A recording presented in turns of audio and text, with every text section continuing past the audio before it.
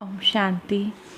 आज की तारीख है 13/11/2022। आज बाबा की अव्यक्त मुरली है और ये है 10/12/1992 की रिवाइज मुरली जो बाबा के द्वारा चलाई गई थी। इस मुरली का शीर्षक है पूर्वज और पूज्य की स्मृति में रहकर सर्व की अलौकिक पालना करो। आज बाबा इस मुरली में हम सब आत्माओं को, हम सब बाबा के बच्चों को पूर्वज स्टेज याद करा रहे हैं अपनी। जब 5 स्वरूप का अभ्यास करते हैं तो सबसे पहले मैं आत्मा, फिर अपना देवता स्वरूप, फिर पूर्वज स्वरूप का अभ्यास करते हैं। तो बाबा आज हमको पूर्वज स्वरूप की स्मृति दिला रहे हैं कि पूर्वज आत्मा का क्या कार्य होता है। पूर्वज माना पालना करने वाले। तो आप सब बच्चों पर इस विश्व की आत्माओं को शांति, सुख, शक्तियों के सकाश देने की, पालना करने की जिम्मेदारी है। बाबा इस मुरली के द्वारा हमें समझा रहे हैं। तो आज विश्व रचता बाबा अपनी श्रेष्ठ रचना को देख रहे हैं।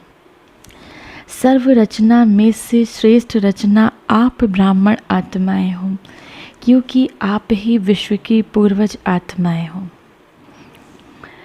एक तरफ पूर्वज हो, साथ साथ पूज्य आत्माएं भी हो। एक तरफ तो पूर्वज हो, साथ में आप ही आत्माएं पूर्वज भी हो, पूज्य भी हो। इस कल्प वृक्ष की फाउंडेशन अर्थात जड़ आप ब्राह्मण आत्माएं हो। ये सृष्टि एक कल्प वृक्ष के रूप में है और इस कल्प वृक्ष की जड़ कौन है? बाबा कहते हैं आप ब्राह्मण आत्माएं हो। बाकी सब टालियाँ निकली हैं, तो आप सब आत्माएं कौन हो? इस वृक्ष की जड़ हो, सृष्टि कल्प वृक्ष की जड़ हो। इस वृक्ष के मूल आधार तना भी आप हो। इसीलिए आप सब ब्राह्मण आत्माओं के लिए आप ब्राह्मण आत्माएं विश्व की सर्व आत्माओं के लिए पूर्वज हो। क्योंकि आप इस वृक्ष का तना हो तो आप सबसे पहले पूर्वज हो। तो आप कौन हो? आप इन पूरे विश्व की आत्माओं के लिए पूर्वज हो। सृष्टि चक्र के अंदर जो विशेष धर्म पिता कहलाए जाते हैं, उन धर्म पिताओं को भी आप पूर्वज आत्माओं द्वारा ही बाबा का संदेश प्राप्त होता है। जो भी धर्म पिता आते हैं तो बाबा कहते हैं उनको भी आप पूर्वज आत्मा द्वारा शिव बाबा का संदेश प्राप्त होता है।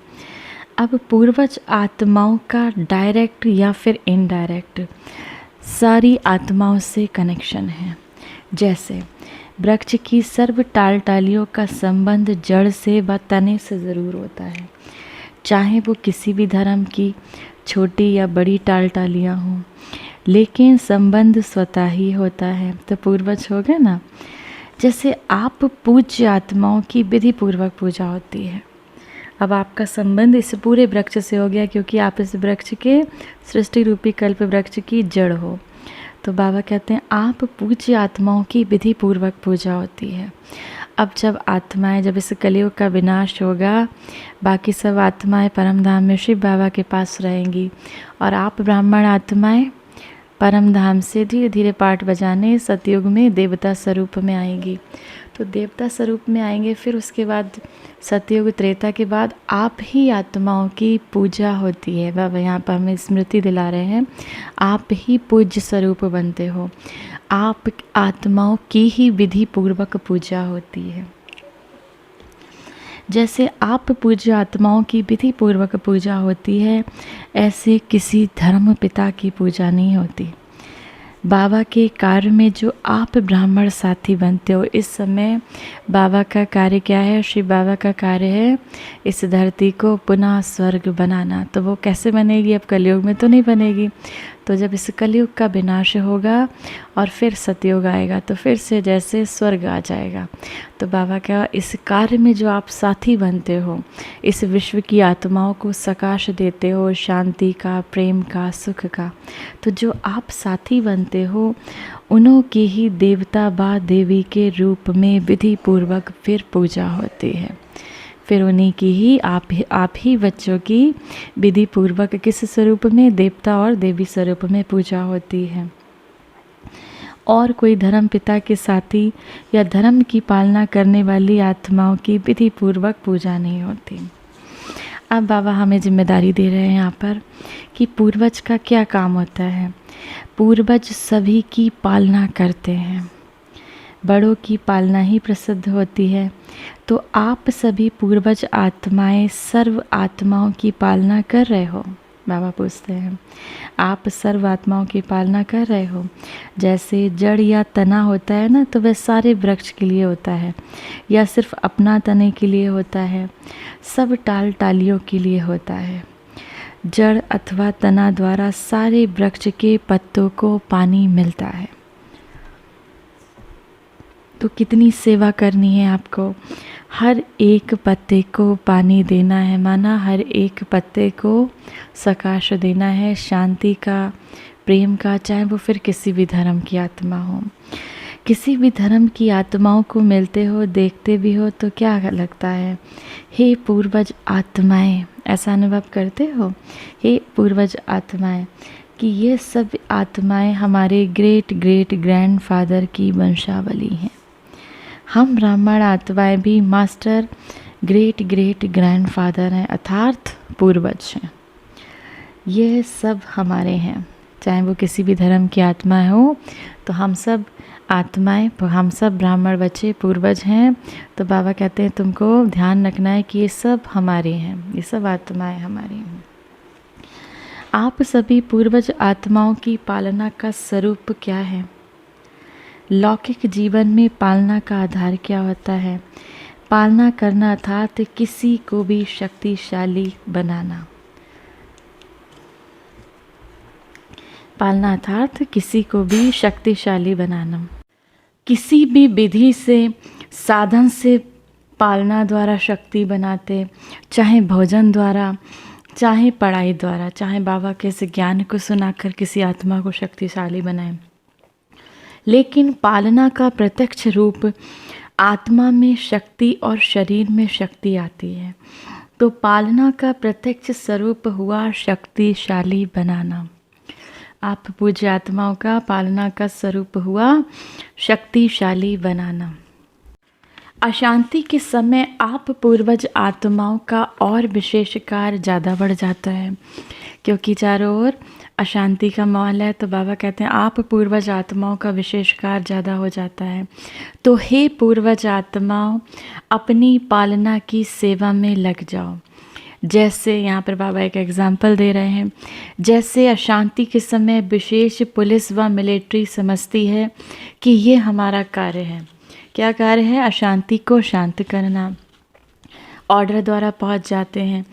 ऐसे टाइम पर विशेष अटेंशन से अपनी सेवा के लिए अलर्ट हो जाते हैं। तो आप सबने हलचल का समाचार सुना, चारों ओर कितनी हलचल है। अभी युद्ध हुआ है रशिया में और यूक्रेन में, तो चारों ओर विश्व में जैसे हलचल का माहौल है।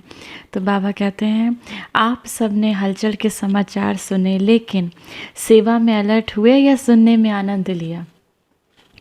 अपना पूर्वजपन स्मृति में आया कि मैं पूर्वज आत्मा हूँ, मैं इस विश्व के कल्याण के लिए बाबा ने मुझे निमित्त बनाया है।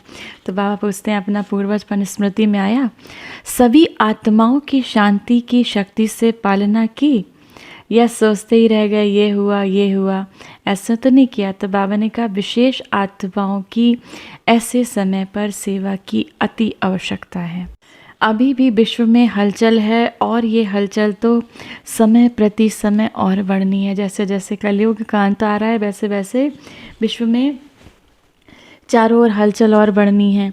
आप आत्माओं का फर्ज है ऐसे समय पर आत्माओं में विशेष शांति की, सहन शक्ति की हिम्मत भरना।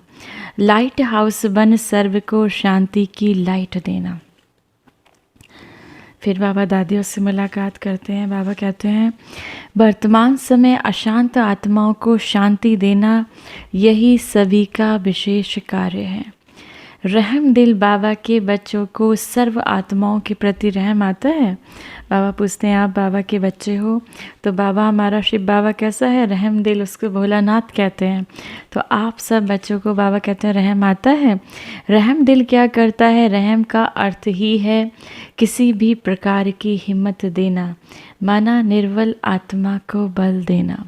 तो आत्माओं के दुख का संकल्प तो मास्टर सुखदाता आत्माओं के पास पहुंचता ही है ना।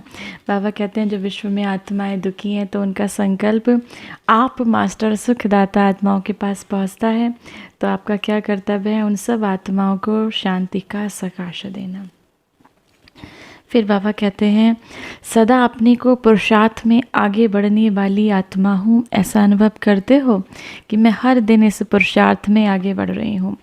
पुरुषार्थ में कभी भी कभी ठहरती कला, कभी उतरती कला, ऐसा नहीं होना चाहिए।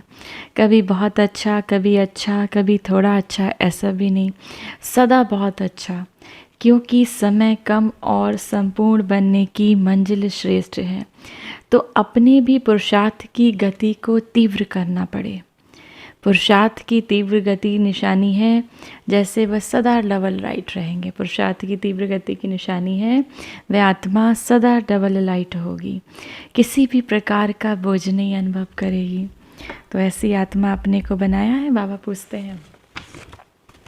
फिर बाबा लास्ट में कहते हैं हमेशा खुश रहते हो ना, दुख की लहर तो नहीं आती, क्योंकि जो दुख धाम छोड़ चले उसके पास दुख की लहर कैसे आ सकती है।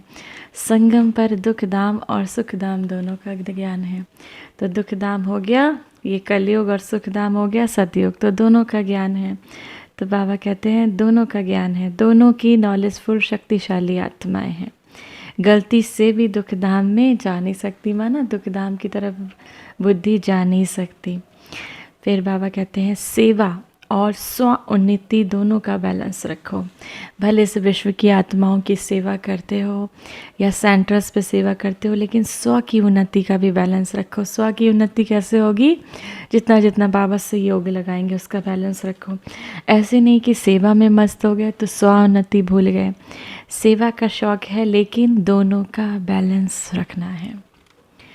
अच्छा, आज की मुरली से वरदान है अपने जीवन को हीरे समान वैल्यूएबल बनाने वाले स्मृति और विस्मृति के चक्कर से मुक्त भव।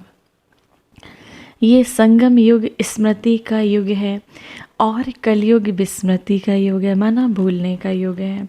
अगर अपने श्रेष्ठ पाठ श्रेष्ठ भाग की सदा स्मृति है तो हीरे समान वैल्यूएबल हो, अगर विस्मृति है तो माना पत्थर हो। ये स्मृति और विस्मृति का खेल है, माना भूलने का और ना भूलने का खेल है। तो बाबा कहते हैं संगम युग के रहवासी कभी कलयुग में चक्कर लगाने जा नहीं सकते। अगर थोड़ा भी बुद्धि गई तो चक्कर में फंस जाएंगे, क्योंकि कलयुग में बहुत रौनक है, बहुत आकर्षण है। लेकिन वह रौनक आकर्षण कैसी है? सब धोखा देने वाली है, सब विनाशी है। आज की मुरली से स्लोगन है अपनी कर्म इंद्रियों को लॉ और ऑर्डर प्रमाण चलाने वाले, लॉ और ऑर्डर प्रमाण माना श्रीमत के अनुसार चलाने वाले ही सच्चे सच्चे राजयोगी हैं। आज की मुरली से सम्मान का अभ्यास करेंगे। मैं पूर्वज आत्मा हूँ और अपने पूर्वजपन की स्टेज में रहेंगे, इस नशे में रहेंगे कि मुझे इस विश्व की पालना करनी है और परमात्मा ने मुझे इस विश्व की पालना के लिए चुना है। ओम शांति।